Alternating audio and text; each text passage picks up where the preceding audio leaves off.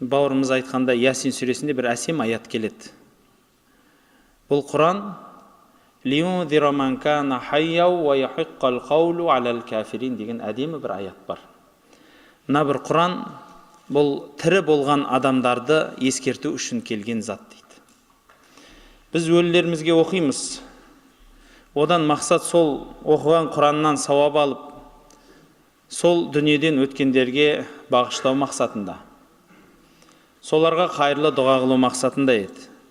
Ал негізі Құран-ы Кәрим, оның ішіндегі айтылған сөздердің барлығы сіз бен бізге амал үшін, сіз бен бізге соған жараса іс-әрекет жасауымыз үшін келген нәрсе. Енді күніге Фатиха сүресін оқисыз. Бірақ әлбетте адам болғаннан кейін сол Фатиха сүресін ешқандай көңіл тоқтатпай, мағынасына қарамай оқып кетеміз. Бір жерде де әлхамдыны оқы десе оқи саламыз, оның түбіне бойлап жетпейміз. Мысал айтайық, сізге бір кісі, сізді жақсы көретін бір кісі хат жазса, өте сыйлы адам болса, бір кісі келіп қолыңызға беріп кетті да, мынау ана пәленше деген кісінің хаты деді. Сол хатты алып, болды, Құда қаласа деп қалтаңызға сала саласыз ба? Сөйтіп ары қарай жұмысыңызды жасай бересіз ба? Айтыңызшы. Жоқ. Ана жерде не болса да соны ашып оқисыз. Егер де сол кісі өте қадірлі адам болса, онда одан да қатты асығып оқисыз. Енді қарапайым, мысал бір ауылда болсаңыз, сол ауылдың директоры, председателі ма, директоры ма, кім болады енді, ауылдың әкімі сізге хат жазса.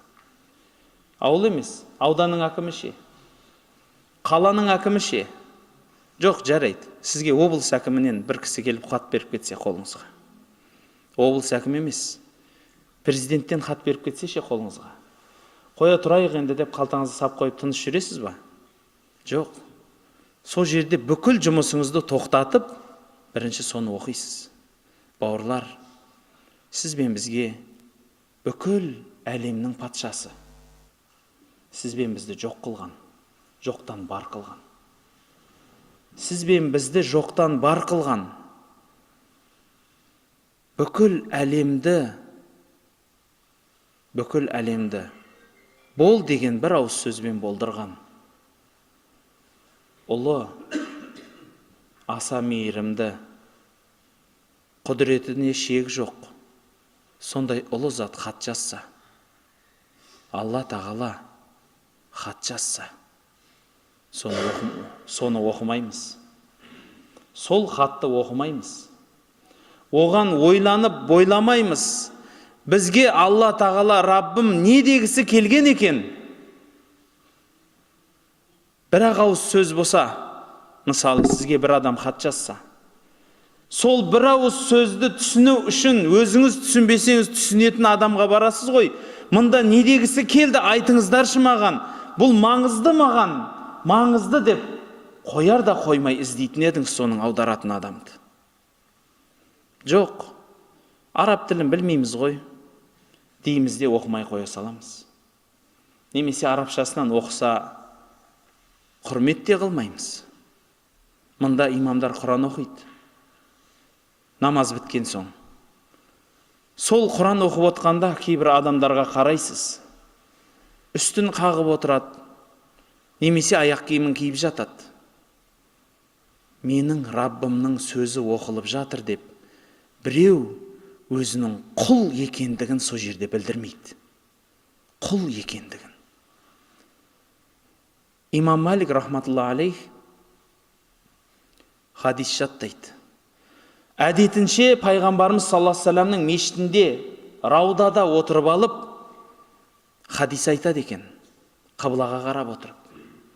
Сол жерде егер бір адам қимылдаса, пайғамбардың алдында отырғандай отырмадың деп шығарып жібереді екен.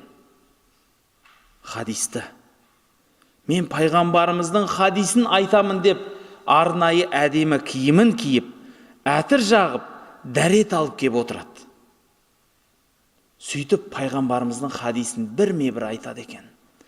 Егер кім сол жерде денесін қасып, жан жағына алаңдап отырса, шығарып жібереді дейді. Сенің пайғамбарға деген мынадай құрметің осы болса, сенің бұл сөзді тыңдаудың қажеті жоқ саған дейді екен. Бауырлар, бұл пайғамбарымыз саллаллаху алейхи уассаламның сөзі айтылып жатқан. Ал Алланың сөзінің алдында қандай боламыз, бауырлар? Қандай болуымыз керек? Алла тағала